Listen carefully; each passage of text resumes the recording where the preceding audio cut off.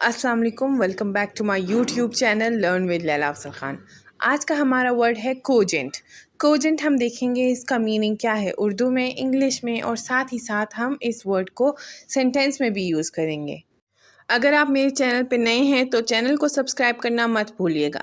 तो चलिए हम अब बगैर टाइम वेस्ट किए अपना आज का लेक्चर शुरू करते हैं। कोजेंट का उर्दू में मतलब है वाजे और मौसर, कायल करने वाला, मजबूत दलील रखने वाला। In English, cogent means clear, logical, and convincing. It is usually used to describe an argument, reason, or explanation that is well thought out and persuasive.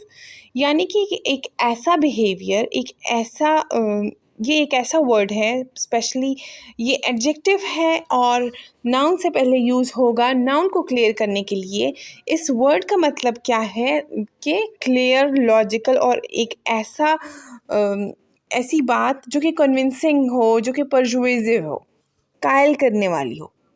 अब हम कोजेंट को एक सेंटेंस में यूज़ करेंगे ताकि हमें इस वर्ड के और अच्छे से समझ आ जाए।